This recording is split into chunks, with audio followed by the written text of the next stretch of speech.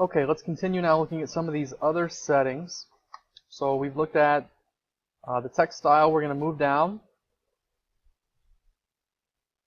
And we've looked at undo, send.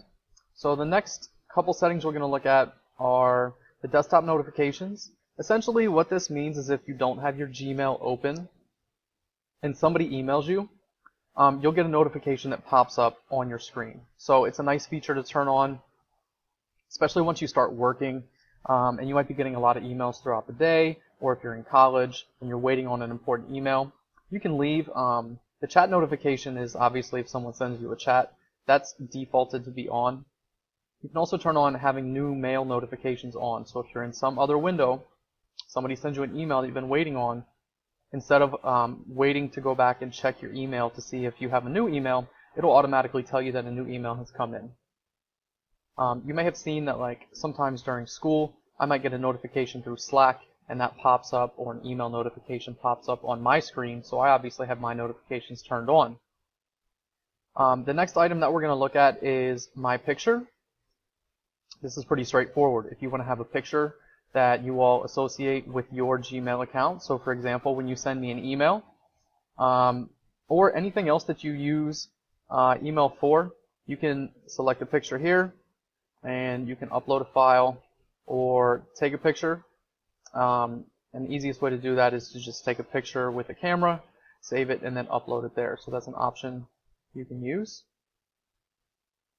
Down here, some of you have already figured out the signature tab of the email.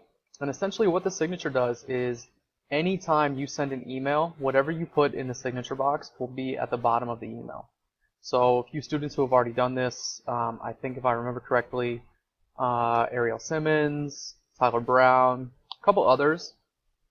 So essentially, you can always have your name at the bottom, or whatever you put in here will be your signature, and at the end of every single email that you send out, it'll automatically include your name or whatever signature you put here. Now I do encourage you, if you're going to use the signature, make sure you're putting something that is appropriate for any email.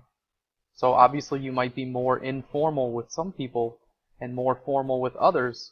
Whatever you put in your signature, you want to make sure is going to be appropriate for everyone. One of the areas that we're focusing on is making sure that we're professional in the way that we communicate with others through email. So again, you want to make sure that your signature is something that everyone would want to see, that you're okay with sending to a professor, to a teacher, to a parent, whoever it might be, a boss. You want it to be professional.